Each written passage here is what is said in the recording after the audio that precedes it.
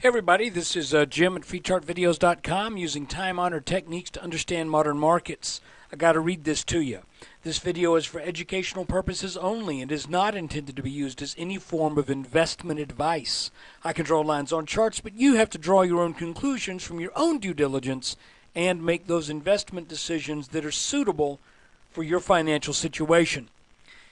I'm not a licensed professional. I'm just a guy who draws lines on charts. All right, looking here at a daily chart of the S&P 500, we have identified a couple things. First thing is, it looks like we may be in a congestion pattern bounded by this top blue line and this bottom blue line. And interestingly enough, did I say that right? Interestingly enough, this pattern is also comprised of these two lines that are basically mirror images of each other. Not exactly. I think this one actually slopes up at a slightly less of an angle than this one slopes down.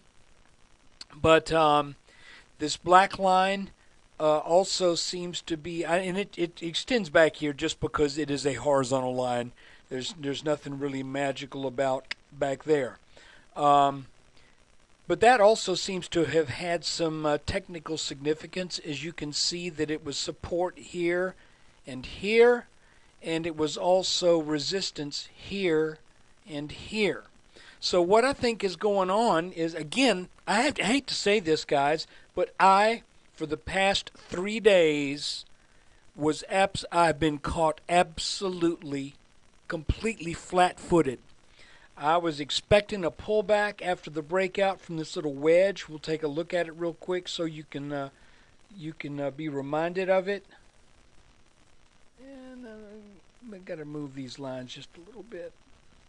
I think it's time for a new mouse. I got one of these little radio mouses, and the left mouse button is acting weird on it.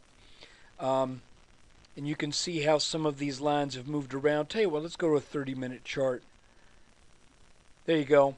So I was expecting, after we broke out of this descending wedge, I was fully expecting a pullback to either this gray line or this, and I was going to load the boat.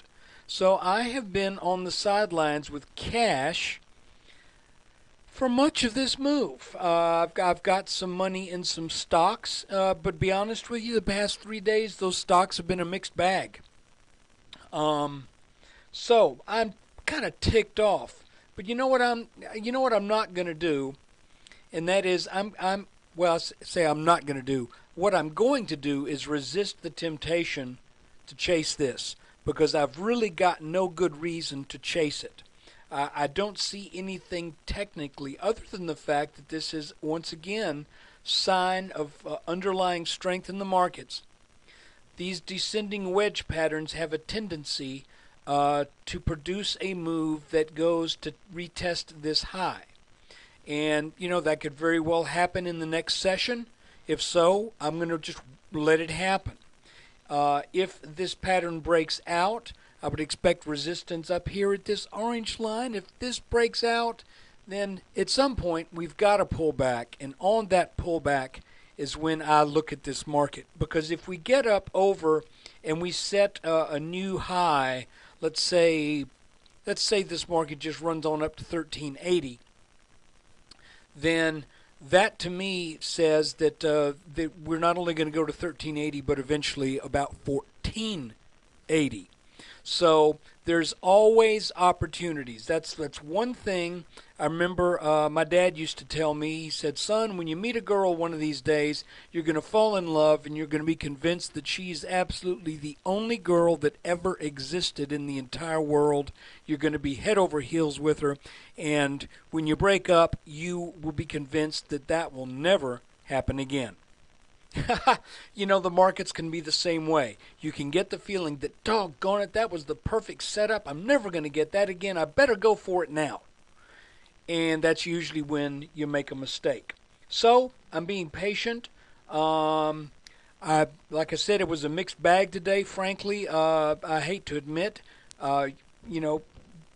Please go back and look at the charts. look at my videos. I think I'm a pretty good chart reader, but guys, I'll be honest with you, sometimes I'm not that good a stock trader. For example, I knew to buy Soxel around 37, and I didn't do it. And there have been a few other things I look at. I've just been on kind of one of those snake bit streaks where I look at 5 stocks and I look at 5 charts. All 5 look identically strong, and I'll say, these are the 2 I'm going to play. And it seems like the last time I did that, the 2 I played were flat to down, and the 3 that I left alone took off like rockets. So, every now and then that's the way it works. But anyway, look, that's the S&P for today. I just want you to realize that now we are closer to expected resistance than we are above expected support. So I've drawn a couple trend lines here you might want to take a look at that appear that there is an underlying channel that has a midsection in it right here. And you can see what's going on.